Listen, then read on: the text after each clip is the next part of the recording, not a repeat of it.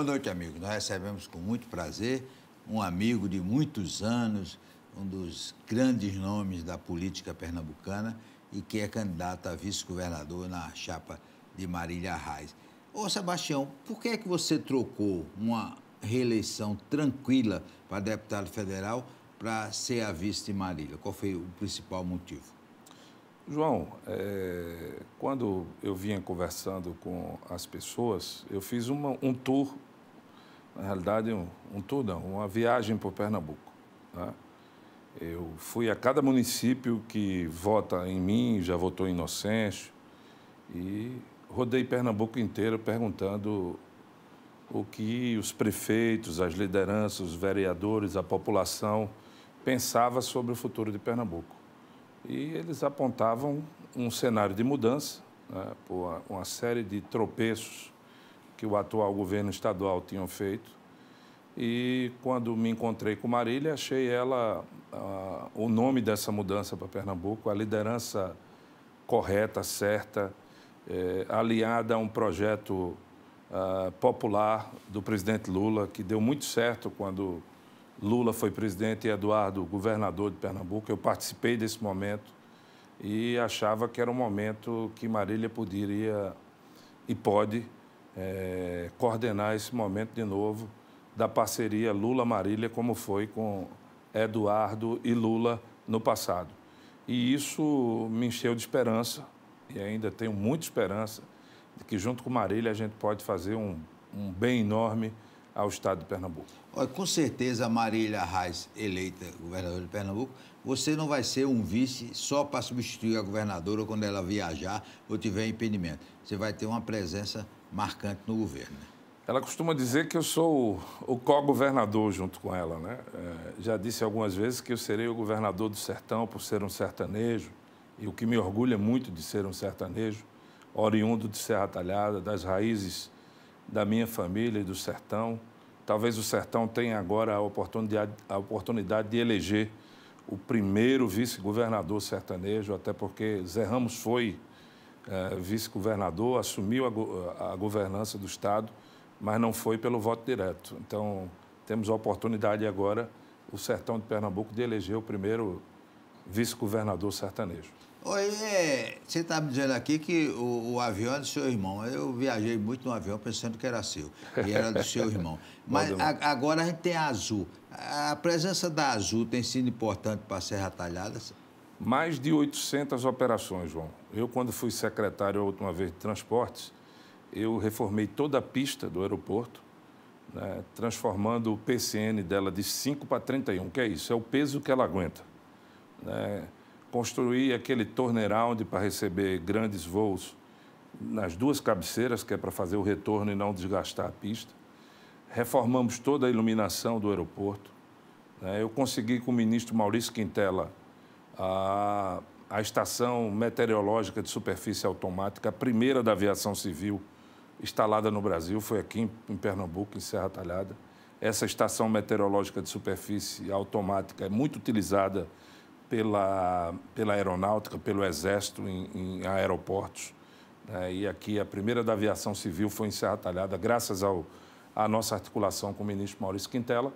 E cheguei a construir também o terminal provisório de passageiros, que até hoje funciona em forma de container.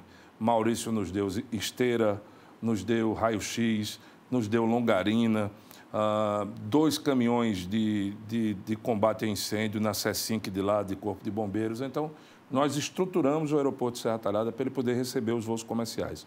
Já são mais de 800 operações funcionando desde o dia 11 de novembro de 2020. Ou seja, estamos aí às vésperas de completar 2 anos de funcionamento de voos para a Serra Talhada, o que, sem dúvida nenhuma, aqueceu o comércio da cidade, melhorou o turismo de Triunfo, que é uma cidade maravilhosa, Triunfo, que tem um microclima extraordinário e que é uma rede de serviços hoteleiros fantásticos, uma gastronomia muito grande. Se você não conheceu o Triunfo ainda, vá lá, pega o voo da Azul, que são 2 por dia, de segunda a sexta para a Serra Talhada, e vai conhecer nossa região, que ela é maravilhosa. Tem teleférico, né? Tem teleférico. Estão querendo, inclusive, mudar o teleférico de Triunfo agora para um teleférico com cabine fechada, porque existe até uma campanha da população agora para arrecadação de recursos para isso. Porque faz frio lá, né? Quero dizer à população que, caso cheguemos ao governo do Estado de Pernambuco, esse investimento será feito pelo governo do Estado de Pernambuco. E como é que está sendo? Você participou de várias campanhas, né, para deputado federal, mas para governador, como é que está sendo a campanha? É uma campanha completamente distinta da campanha de um voto proporcional, né? O contato com as pessoas tem sido mais intenso. Eu e Marília, durante o primeiro turno e antes do primeiro turno, viajamos o estado de Pernambuco inteiro. Tivemos a oportunidade de visitar todas as cidades. Marília, há 5 anos se prepara para isso, João. Marília faz 5 anos que vai a Pernambuco dialogar com a população. Ela está preparada, é uma líder fantástica, está aí com quase 7 meses de gestação. Não se reclamou um minuto, chegou a ter até um pico hipertensivo durante a campanha. A pressão dela foi para 20/10. No meu programa aqui, estava gravando o programa aqui. Com você, não foi? Foi. O que nos gerou muita preocupação, porque todo mundo sabe que hipertensão e gestação é um risco enorme à saúde, tanto do bebê quanto da mulher. Estamos cuidando aí para que Marília tenha essa, mas preparadíssima, 5 anos que roda Pernambuco, conhece todas as cidades de Pernambuco, diferente da adversária dela, que a maioria dos municípios nunca sequer teve uma visita da nossa adversária. Eu tive a curiosidade, segunda-feira, João, de sair ligando para um monte de prefeito amigo e de prefeito que não só vota em mim, mas que eu tenho uma boa relação em Pernambuco. E perguntando, Raquel conhece o município de Parnamirim? Nunca andou aqui. Conhece Triunfo? Aí Luciano me disse, ela veio uma vez passar um fim de semana com a família, mas para fazer uma visita à cidade, conhecer, se comprometer com as dificuldades da cidade, nunca. Calumbi, do lado de Serra Talhada, nunca foi. Quixaba, nós temos lá uma escola no distrito Lagoa da Cruz, que eu, quando fui secretário, tive a oportunidade, na primeira passagem com o Eduardo, de construir o acesso à cidade de Quixaba e, na segunda passagem, construir o acesso ao distrito Lagoa da Cruz, que tem, inclusive, a escola com um dos maiores IDEBs do país. Não conhece. Quando a gente vai para a vice, que foi entrevistada por você, essa não conhece 95% do estado de Pernambuco. Inclusive, aqui em Recife, eu tenho um vereador lá em Dois Irmãos, e eu perguntei a ele, Adilson, me diga uma coisa, Priscila é metropolitana, ela já teve aí em Dois Irmãos alguma vez? Ele disse, só se foi no zoológico, porque aqui na comunidade nunca teve. E quais são as principais metas de Marília e você para o governo do Estado? Quais são os maiores problemas do Estado? São muitos, né? O Estado tem vários problemas, mas tem alguns que são caríssimos para o nosso governo, caríssimos para o programa de governo de Marília.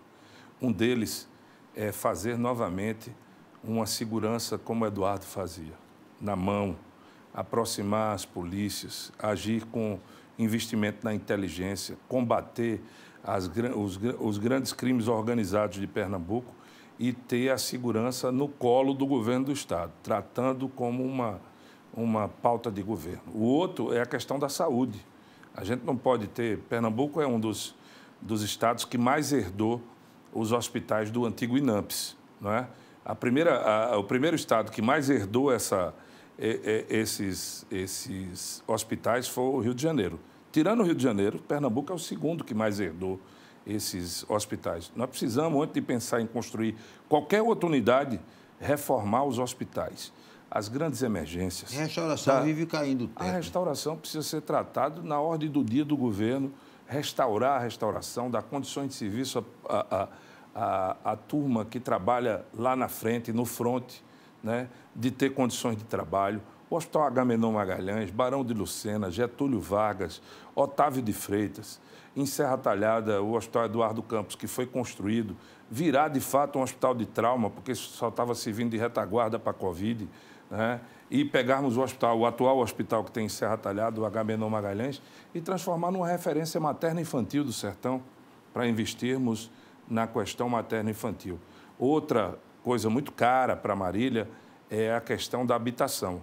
né? Houve um déficit habitacional em Pernambuco muito grande nesses últimos 8 anos e ela quer investir pelo menos 1% da receita corrente líquida, que seria cerca de 350 milhões ao ano, em habitações aqui em Pernambuco. Outras estradas, sem dúvida nenhuma, as estradas de Pernambuco estão com baixo investimento. E você conhece, foi secretário? Conheço bem e com baixo investimento. Por exemplo, Ceará. Todo mundo fala do Ceará que deu certo. Deu certo porque o ex-governador Camilo investia 12% da receita corrente líquida nas estradas. Marília quer investir pelo menos 10% da receita corrente líquida nas estradas. E o principal, João, é o combate à fome. 1 bilhão reservado do orçamento para a gente combater a miséria e a fome e o setor em vulnerabilidade social. Olha, voltando à estrada, você foi secretário, eu fico muito triste quando eu tenho que viajar ou para Alagoas ou para Paraíba, e quando você entra em Alagoas e Paraíba, as estradas são muito melhores do que a de Pernambuco. Por quê? Qual é o segredo? Decisão política de investimento. Como eu disse, Alagoas investiu cerca de 9% da receita corrente líquida. O Ceará, mais de 12% da receita corrente líquida. Piauí, 10%. E a Paraíba? Bahia, 12%. A Paraíba investiu cerca de 8% da receita corrente líquida. O maior investimento da série histórica do atual governo, na atual secretária, 5% da receita corrente líquida. Na minha época, não se investia sequer 0,5% da receita corrente líquida nesse atual governo. No dia Eduardo, nós conseguimos fazer muita coisa, muitas obras de infraestrutura importantes. A duplicação da BR-104 em Caruaru, a maior obra de infraestrutura de Caruaru, a duplicação da 408, a PPP do Paiva, a conclusão da 232 até São Caetano, o viaduto da PAN aqui em Olinda, a requalificação da Estrada da Batalha. Então, foram muitas obras com o governo Eduardo, coisa que não aconteceu no governo Paulo Câmara. Está fazendo falta a Pernambuco, Eduardo Câmara, tá? Ao Brasil. Faz falta Eduardo a Pernambuco e o Brasil, e quem tem esse perfil de liderar novamente o Leão do Norte é Marília Reis, alinhado com o presidente Lula. Vamos novamente colher grandes feitos para o nosso querido estado de Pernambuco. Depois do intervalo, nós vamos continuar conversando com o doutor Sebastião Oliveira, que é candidato a vice-governador de Pernambuco.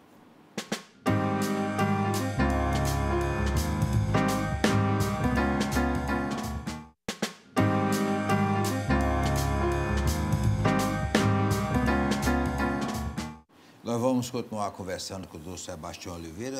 Doutor Sebastião, eu me lembro que o senhor era endocrinologista, me passou algumas vezes remédio, era professor da Faculdade de Medicina. O médico está aposentado, né? Não, eu continuo lendo, tenho uma relação boa com meus colegas, né? Inclusive aqui mandar um abraço para todos eles, meus professores, Ney Cavalcante, na área de endocrinologia, Francisco Bandeira, Luiz Gris, né?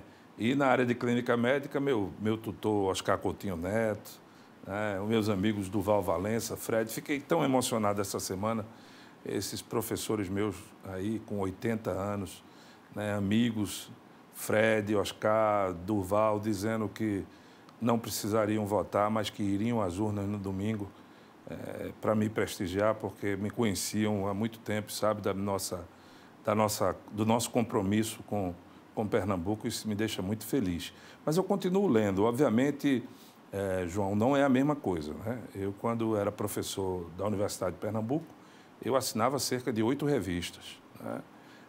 Hoje eu assino uma única revista, que é a New England, mas eu não parei de ler. Eu continuo lendo, pesquisando na internet. Dr. Ney Cavalcante, que é meu tutor em endocrinologia, ele costumava dizer que o melhor livro para endocrinologia era pesquisa na medicina baseada em evidência de cada dia. Então, eu tenho os sites principais, pesquiso. Às vezes, quando vejo um artigo de revista que é impactante, eu compro ele com o meu cartão de crédito internacional, que tem que ter, né, para poder comprar, e leio e me informo. Tem algumas áreas da endocrinologia que, de fato, são muito caras para mim, como diabetes, tiroide e adrenal. Tem alunos do senhor aí já brilhando na medicina? Rapaz, eu encontro em todo canto. O bom é que eu tive uma vez em Goiânia e cheguei lá em Goiás e encontrei um oftalmologista que foi meu aluno. E fui almoçar na Paraíba. Cheguei lá, tinha um deputado estadual de Patos que tinha sido meu aluno médico. Então, encontro muitos alunos e também muitos doutorandos, porque eu, além de ser professor da Universidade de Pernambuco, eu era preceptor da residência de clínica médica do Hospital Barão de Lucena, o meu grande e querido Barão de Lucena, que eu sinto saudade até hoje. Ô, doutor Sebastião, o senhor me disse aqui formalmente que fez um grande bem ao seu irmão, que seu irmão ia ser presidente de Santa Cruz, desistiu para ser candidato a deputado federal e teve não sei quantos mil votos, né? Ele vai lhe suceder lá, inclusive nas ações em defesa lá da região do Sertão? Sem dúvida nenhuma. Valdemar é sertanejo como eu, tem a mesma raiz, a mesma origem, o mesmo tronco, as mesmas folhas.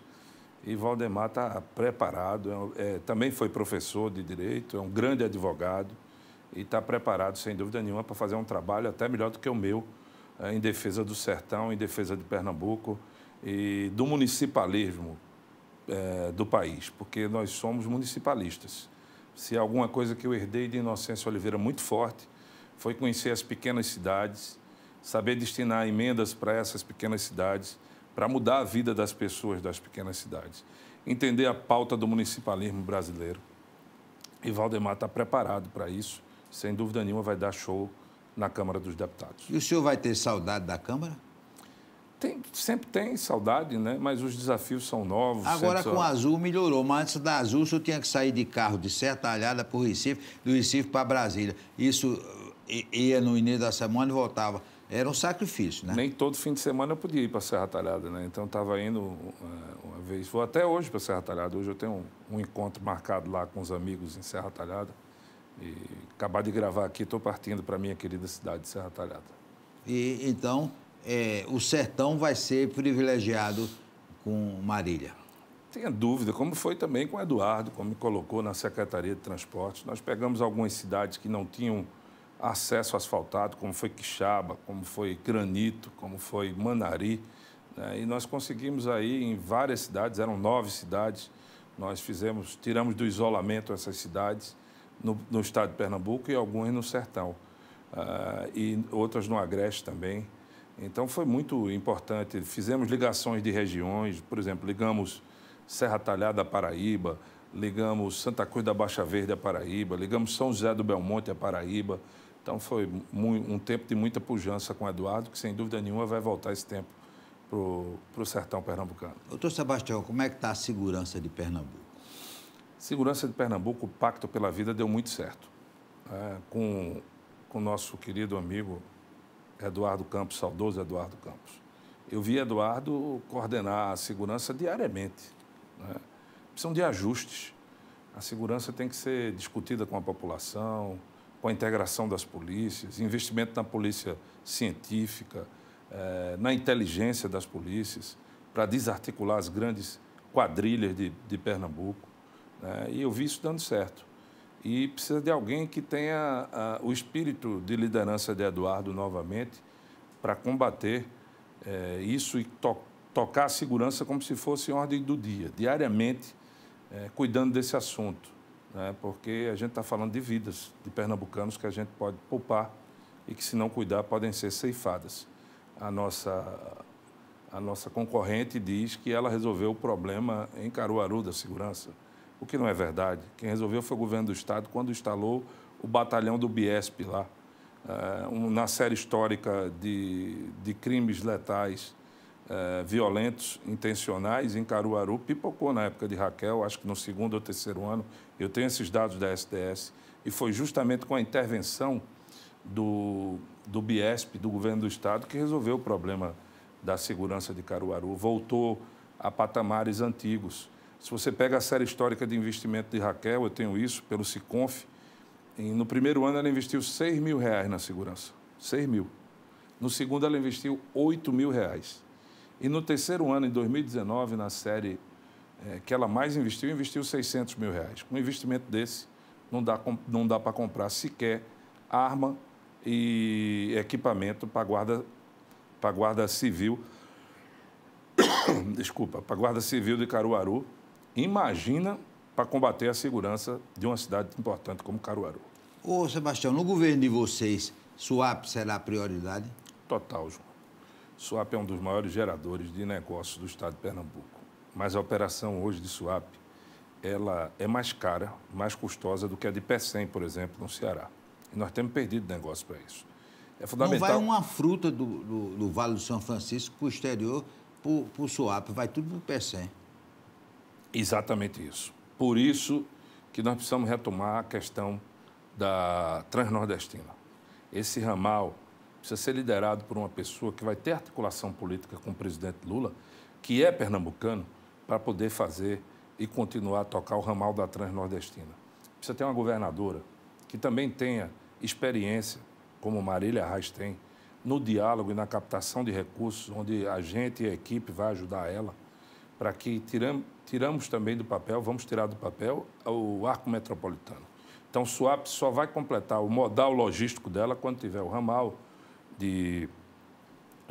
da Transnordestina e o arco metropolitano rodoviário. Aí a gente complementa os 3 modais de transporte de carga para a Suape, o que vai, sem dúvida nenhuma, baratear o custo nesse investimento de infraestrutura. Porque esse arco metropolitano foi uma promessa do governo de Pernambuco para trazer a Fiat, né? E até hoje... Você sabe quem fez o projeto do arco metropolitano? Fui eu quando estava sentado na cadeira. A concepção foi feita dentro da Secretaria de Transportes em 2008. Nós contratamos o projeto, fizemos todo o projeto e entregamos ao governo para captação de recursos. Deixamos pronto. Então, esse projeto do arco metropolitano, que até hoje se fala, foi concebido e realizado ainda na gestão de Eduardo Campos em 2008, o projeto básico executivo.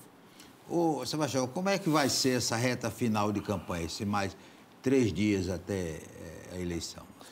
Eu vou me dividir, né, com Marília. Eu hoje, por exemplo, estou indo para o Sertão. Amanhã eu devo estar no Agreste. Marília tem se preparado muito para as sabatinas, para os debates, mas tem feito pauta de rua também. Ontem ela fez uma carreata na região metropolitana e hoje ela vai se preparar amanhã para o debate na emissora, que vai ter amanhã às 22 horas. Ela está se preparando para o debate, para mostrar a Pernambuco o quanto ela está preparada para governar esse estado. E será importante para o Sertão Lula presidente? Não tem a menor dúvida. Lula foi... Você tem uma noção, em Serra Talhada, Lula colocou lá o Instituto Federal de Pernambuco e colocou um campus universitário da Universidade Federal Rural de Pernambuco, que tem mais de 10 cursos lá hoje, formando os sertanejos na Universidade Federal Rural de Pernambuco. Eu e Inocêncio, na mesma linha, fomos para cima de Eduardo para botar a Universidade de Pernambuco lá. E levamos para lá a Faculdade de Medicina, onde eu fui professor, a UPE. Hoje tem filho de vaqueiro sertanejo se formando em medicina no nosso sertão, lá no campus universitário de Serra Talhada. E para vocês de lá dá uma satisfação muito grande isso, né? Todas as obras que a gente consegue levar para Serra Talhada, para o Sertão, para São José do Belmonte, Triunfo, Quixaba, tem toda a região de lá, para Cabrobó, para Santa Cruz, enfim, são realizações pessoais de ver a mudança na vida das pessoas daquela região que só precisa ter oportunidade. O sertanejo é um forte. O Sebastião, e com o Sebastião Oliveira na vice-governadoria, aí é que o sertão vai decolar, né, não? Não tenho a menor dúvida disso, que Marília tem um carinho enorme pelo sertão e que vai dar condições da gente poder trabalhar demais pelo sertão pernambucano. E você falou que o sertão é um oásis na educação, né? Todas as melhores escolas, quando entram as escolas lá, numa área pequenininha, pobre, mas o pessoal dá show em educação. Principalmente no Pajeú. A educação a que tem maior excelência em Pernambuco, nas avaliações do IDEB, são a do meu querido Pajeú. Que é a terra dos poetas, né? Sem dúvida nenhuma. Terra dos poetas. Ô, Sebastião, nós vamos... Do Pajeú das Flores.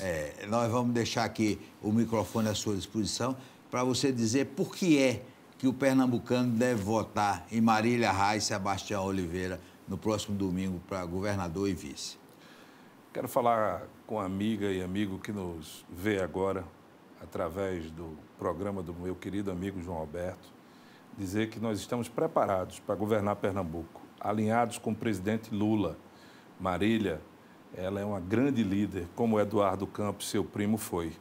Ela terá o papel de botar Pernambuco novamente no mapa do desenvolvimento, não só nacional, como internacional.